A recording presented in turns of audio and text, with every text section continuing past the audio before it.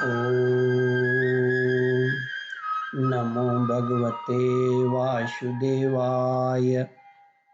श्रद्धालु भक्तों, श्रीमद् भागवत महापुराण के 10वें स्कंद के पूर्वार्ध के 18वां अध्याय के अंतर्गत प्रलंबासुर उद्धार का प्रस्तुतिकरण करूंगा।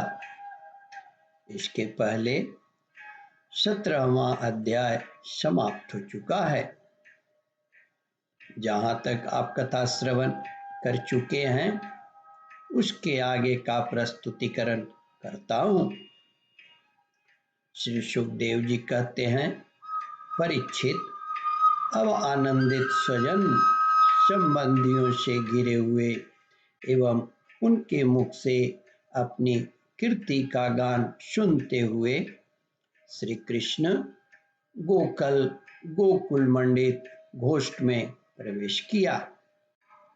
इस प्रकार अपनी योग माया से ग्वाल का वेश बनाकर राम और श्याम ब्रज में क्रीड़ा कर रहे थे।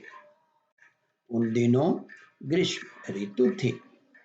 यह शरीरधारियों को बहुत प्रिय नहीं है, परंतु वृंदावन के स्वाभाविक गुण से वहां वसंत की ही छटा छिटक रही थी।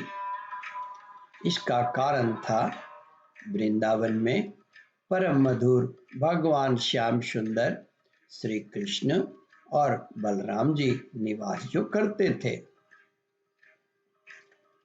चिंगुरों की तीखी झंकार झरनों के मधुर झरझर में छिप गई थी।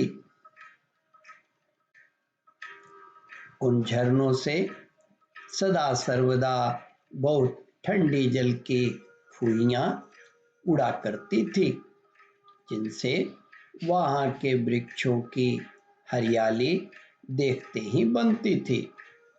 जिधर देखिए हरी हरी धूप से पृथ्वी हरी हरी हो रही है। नदी, सरोवर एवं झरनों की लहरों का स्पर्श करके जो वायु चलती थी, उसमें लाल, पीले, नीले, तुरंत के खिले हुए, देर के खिले हुए, कलहार, उत्पल और आदि अनेकों प्रकार के कमल का पराग मिला हुआ होता था। इस शीतल मंद और सुगंध वायु के कारण वनवासियों को गर्मी का किसी प्रकार का क्लेश नहीं सहना पड़ता था। न दावाग्नि का ताप लगता था और न तो सूर्य का घाम ही। नदियों में अगाध जल भरा हुआ था। बड़ी बड़ी लहरें उनके तटों को चूम जाया करती थी। वे उनके पुलिनों से टकराती और उन्हें स्वच्छ बना जाती। उनके कारण आसपास की भूमि गीली बनी रहती और सूर्य की अत्यंत उग्र तथा तीखी किरणें भी वहां की पृथ्वी और हरी भरी घास को नहीं सुखा सकती थी। चारों ओर हरियाली छा रही थी। उस वन में वृक्षों की पात फूलों से लद रही थी। जहां देखिए वहीं से सुंदरता फूटी पड़ती थी। कहीं रंग बिरंगे पक्षी चहक रहे हैं, तो कहीं तरह तरह के हरिन चौकड़ी भर रहे हैं। कहीं मोर कूक रही है, तो कहीं भौरे गुंजार कर रहे हैं। कहीं कोयलें कुहक रही हैं, तो कहीं सारस अलग ही अपना आलाप छेड़े हुए है।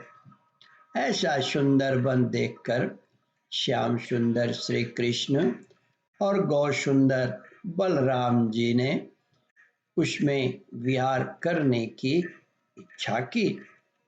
आगे आगे गौवें चली, पीछे पीछे ग्वाल बाल और बीच में बड़े भाई के साथ बांसुरी बजाते हुए श्री कृष्ण।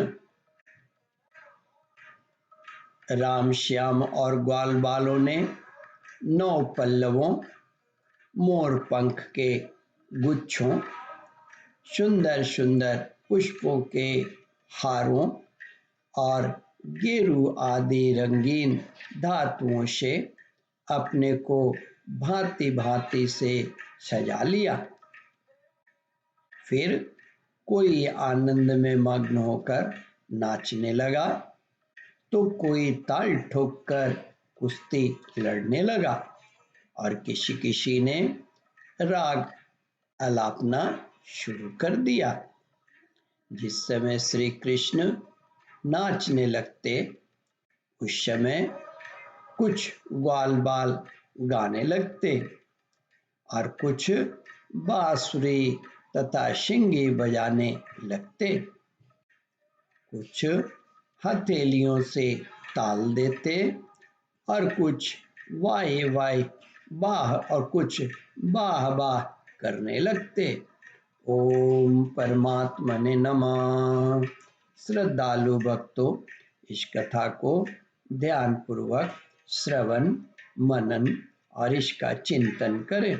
इस कथामृत का रसास्वादन अपने बंधु बांधवों को भी करावे। इस वीडियो को शेयर और सब्सक्राइब करें। ओम परमात्मने नमः।